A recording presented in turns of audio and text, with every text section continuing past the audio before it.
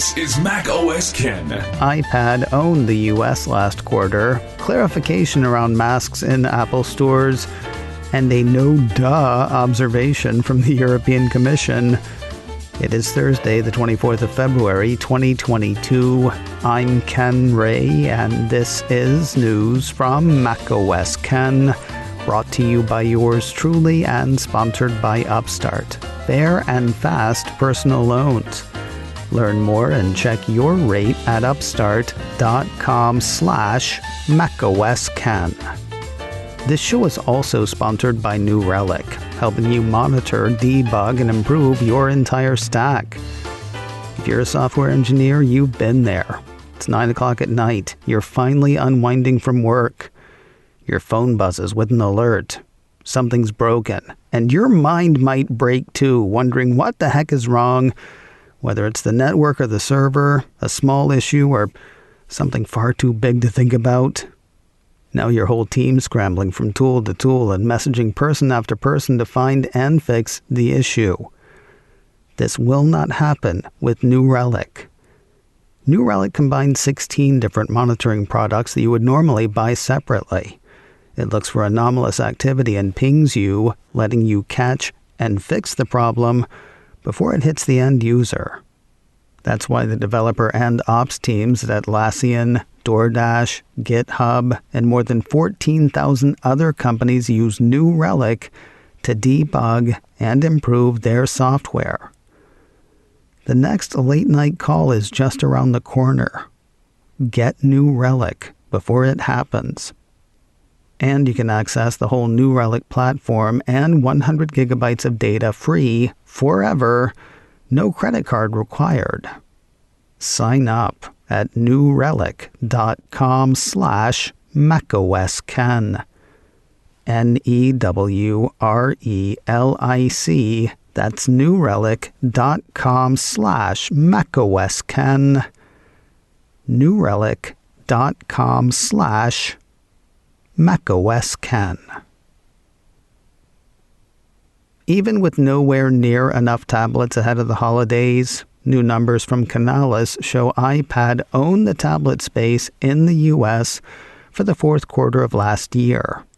9 to 5 Mac writes up some of the firm's findings. By their estimation, Apple shipped 5.1 million iPads in the States in the December quarter. That was down nearly 38% from the 8.2 million shipped for the same quarter a year earlier. Despite the drop, Apple was the way-in-front leader for fondle slabs with a 40.2% share of the U.S. market. Amazon was second with a 26.4% share. Samsung was third with a 14% share, and why shame the rest? The piece says demand for tablets as a whole decreased as shipments declined 31%. You kind of wonder, though, if that would have been better had Apple had more iPads for the holidays. Canalys also had a look at sales of traditional computers for both the fourth quarter of 2021 and the full year. For the year, the firm had Apple shipping an estimated 10 million Macs. That was up 12% from the estimated 8.9 million shipped in 2020, enough to give Apple fourth place in traditional computers and a market share of 11%. No growth in sales at year's end, though, rather an estimated decline. Canalys figures Apple shipped 2.8 million Macs in the December quarter. That was down about 3% from the 2.9 million it's estimated to have shipped in the same quarter a year earlier. That kept the company in fourth place, though with a slightly larger market share. Canalys pegs that at 13.4%. Now, all that's kind of odd. On Apple's December quarter earnings call, executives said that the Mac saw sales of $10.8 billion, up 25% from the $8.7 billion grabbed for the same quarter a year earlier. Exec said that marked an all-time revenue record for the category, and therein lies one of the problems with estimates like those made by Canalys. Did revenue go up because people are buying higher-end machines? Or people boosting their specs because they figure they'll be working from home for who knows how long? Or is Canalys simply wrong in its estimates? Feel free to decide. We'll never know the answer. Remember all those OS betas Apple released to developers on Tuesday? They went out to public testers on Wednesday. Apple Insider says the fourth betas of iOS and iPadOS 15.4, macOS Monterey 12.3, watchOS 8.5, and tvOS 15.4 are out to the public testing crew. If you're part of that, get them like you always do. And if testing beta software is something that happens to other people but you wish would happen to you, poke your browser in beta.apple.com, and as always, nothing kinky. Well, almost always. Something new seems to have popped up in this week's betas. In addition to the less gendered voice for Siri in the States and the strengthening of AirTag, both of which we hit on Wednesday, a piece from iMore says there's something new for HomePod. Maybe someplace new. The latest HomePod software 15.4 beta seems to have snuck in with the one for iOS, bringing with it Dutch voice recognition for Siri.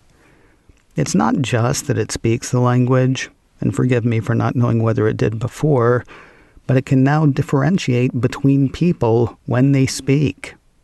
What's strange is HomePod Mini is currently not available in the Netherlands, aka Holland, where they speak Dutch. Wouldn't you think they'd speak Hollandaise? Anyway, the addition of Dutch has iMore and probably other sites wondering whether an expansion of HomePod Mini availability will be part of Apple's anticipated spring product event. We don't know when or even if that's happening, though the date bandied about has been the 8th of March.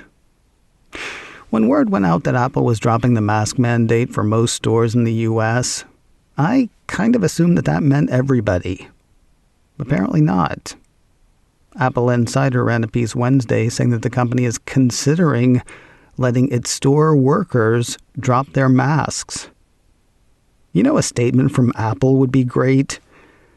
Then again, maybe they don't want to do that, what with the various restrictions in different areas and given the fluidity of the whole COVID-19 thing. Indications in Wednesday's Apple Insider story are that customers can go maskless in some areas in the U.S., though not others. Still, Bloomberg's Mark Gurman says Apple is looking at loosening masking rules for its own employees.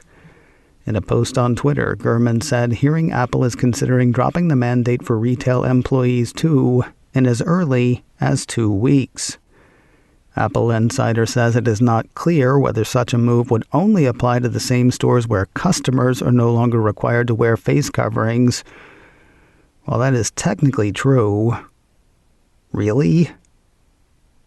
I know that when I went to the Apple Tower Theater opening in June of 2021, California had just relaxed its indoor masking rules, while most of the customers and a lot of the Apple employees, all the way up to Apple CEO Tim Cook, chose to go maskless that day. A lot of the store workers kept theirs on. Maybe they weren't vaxxed, who knows? Whatever the case, even when all the mask mandates are lowered, it seems likely we will still see many for the foreseeable future. When the Netherlands said that it would fine Apple for failure to comply with its order to allow third-party payments for dating apps in the App Store for that country, you kind of figured for the fine to matter, it would have to be a lot. By Apple standards, it was not. Sure, 5 million euros a week could really add up, but local law bars the fines from adding up to an amount over 50 million euros. Apple watcher Gene Munster figures the company makes that amount every 5 hours. So really there is no hurry for Apple to comply, a point hit on by the EU's head of digital policy on Wednesday. Mac Rumors has said head, Margrethe Vestager, saying as much during a speech on privacy and the digital economy. Quoting her speech, "Effective enforcement, which includes the Commission having sufficient resources to do so, will be key to ensure compliance. Some gatekeepers may be tempted to play for time or try to circumvent the rules. Apple's conduct in the Netherlands these days may be an example. As we understand it, Apple essentially prefers paying periodic fines rather than comply with the decision of the Dutch Competition Authority on the terms and conditions for third parties to access its App Store. And that will also be one of the obligations included in the Digital Markets Act. The EU says the Digital Markets Act, or DMA, is about leveling the playing field for smaller businesses, startups, and consumers against large, established platforms like the app stores and services run by Apple and Google. They don't call them platforms, though. They call them gatekeepers. That language seems hostile. At the same time, dealing with Apple is a bit like trying to trick a genie. The Netherlands says, open up to third-party payment systems and lower your commission, to which Apple says, okay, we'll drop our commission from 30% all the way down to 27%. Well, they did agree to lower their commission. More news in a moment, but first a word from Upstart. Fair and fast personal loans. Is just keeping up with credit card payments keeping you down financially? Upstart can help you pay off your existing debt quickly and easily with a personal loan so you can get ahead. Whether it's paying off credit cards, consolidating high-interest debt, or funding personal expenses, over 1 million people have used Upstart to get a simple, fixed monthly payment with a clear payoff date. Upstart knows you're more than just your credit score. So rather than just your credit score, their model considers other factors like your income, employment, and other information provided in your loan application to find a smarter rate for your loan. You can check your rate without impacting your credit score in just 5 minutes for loans between $1,000 to $50,000, and you can receive funds as fast as 1 business day after accepting your loan. Find out how Upstart can lower your monthly payments today when you go to upstart.com/macOSCan. UPSTART. That's upstart.com/macOSCan. Don't forget to use my URL to let them know I sent you. Loan amounts will be determined based on your credit, income, and certain other information provided in your loan application. Go to upstart.com/macOSCan. A sad, stupid end to a sad, stupid escapade. The Mac Observer says the lawyer for the armed assailant who held a hostage in an Apple store in Amsterdam on Tuesday has died. He requested water from the police. When it arrived by police robot, the assailant told the hostage to go to the door and retrieve the water. When he got to the door, the hostage chanced an escape. The hostage taker gave chase and was hit by a BMW SUV driven by law enforcement. Seems to have been a troubled individual, not just because of this week's events. TMO says the man had several run-ins with law enforcement in the past. Past charges included weapons possession and assault. Those familiar with the man said he regularly displayed confused behavior.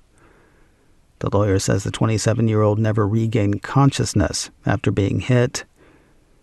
A sad, stupid end to a sad, stupid escapade. Squeeze 3 more people into the Apple TV Plus series The Crowded Room. Last week we heard that Amanda Seyfried had joined the cast. Earlier this week, Emmy Rossum climbed aboard. Now The Hollywood Reporter says they're going to need trailers for Emma Laird, Sasha Lane, and Christopher Abbott as all 3 join the Tom Holland-led show's first season. The Reporter says Laird currently stars opposite Jeremy Renner in the Paramount Plus series Mayor of Kingstown. Sasha Lane was in the David Harbour reboot of Hellboy and played one of the variant hunters in the Disney Plus series Loki. And Christopher Abbott played Yossarian in the miniseries adaptation of Catch-22 on Hulu. The Crowded Room goes before the cameras in March, according to The Hollywood Reporter. And finally today, if you are not excited about the upcoming Apple TV Plus epic Pachinko, wait until you see the trailer. Apple issued a press release Wednesday featuring one of those. Describing the show, Apple says, epic in scope and intimate in tone, the story begins with a forbidden love and crescendos into a saga that journeys between Korea, Japan, and America to tell an unforgettable story of war and peace, love and loss, triumph and reckoning. I don't know why I'm surprised when trailers are stirring. I mean, that is what trailers are designed to do. But this one didn't just get me excited for this show, which, in fairness, I already was. This trailer moved me. Filled with universal themes of family, love, triumph, fate, and resilience, the release says the series chronicles the hopes and dreams of a Korean immigrant family across 4 generations as they leave their homeland in an indomitable quest to survive and thrive. Starting in South Korea in the early 1900s, the story is told through the eyes of a remarkable matriarch who triumphs against all odds. It juxtaposes her story with that of her grandson in the 1980s. And if that doesn't make you want to watch it, wait until you see the trailer. You can catch that now on YouTube. The first 3 episodes of Pachinko hit Apple TV Plus on Friday, the 25th of March. The remaining 5 episodes will hit 1 a week on following Fridays through the 29th of April. macOS Ken, brought to you by me and sponsored by New Relic, helping you monitor, debug, and improve your entire stack. Learn more and get started at newrelic.com/macOSKen. This show is also sponsored by Upstart, fair and fast personal loans. Learn more and check your rate at upstart.com/macOSKen. Advertising handled by Backbeat Media, online at backbeatmedia.com. You can reach me a couple of ways. Info at macosken.com or call 716-780-4080. Until next time, that is news from macOS Ken. I'm Ken Ray.